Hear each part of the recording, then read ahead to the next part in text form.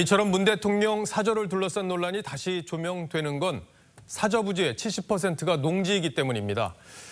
농사를 짓는 사람만 농지를 소유할 수 있다. 이런 경자 유전의 원칙 아시는 것처럼 헌법에도 명시가 돼 있죠.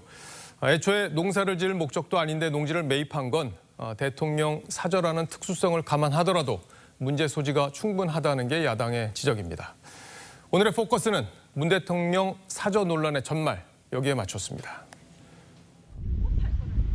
부인 김정숙 여사와 텃밭을 가꾸던 야인 시절의 문재인 대통령.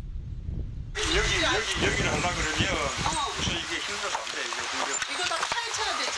저거는 오히려 좀 올라오면. 문 대통령 내외는 지난해 4월 경남 양산의 농지를 매입하면서 11년 영농 경력을 적은 농업 경영 계획서를 양산시에 제출했습니다.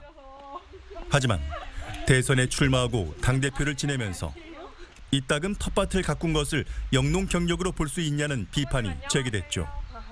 어떻게 작용을 하셨습니까? 네, 수차례 양산을 방문하셔서 유시수 재배하는 데 있어서 그러면 노동력을 행사했습니다.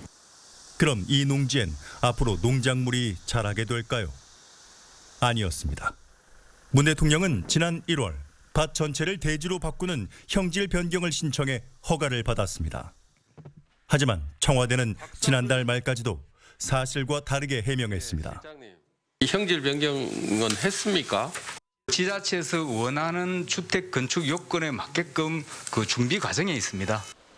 결국 사저를 짓기 위한 농지 매입이었고 애초에 농사를 지을 목적은 아니었던 셈이라고 야당은 비판합니다.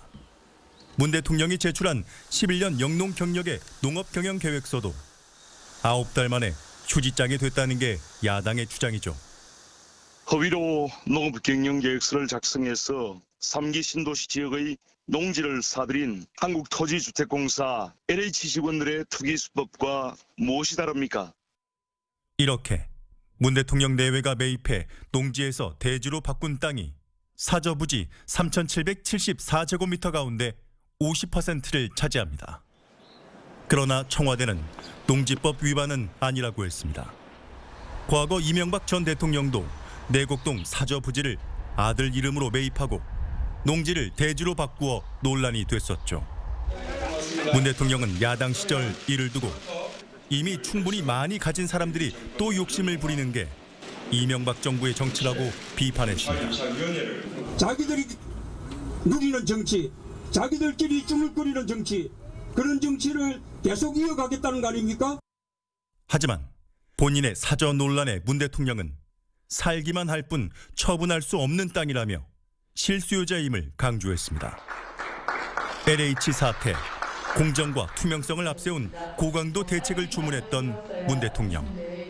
투기 이익을 철저히 막는 등 부동산 거래의 투명성을 획기적으로 높이기 위한 제도 마련에 법대로 했다는 대통령의 해명이 국민들에게는 어떻게 들릴까요? 뉴스7 포커스였습니다.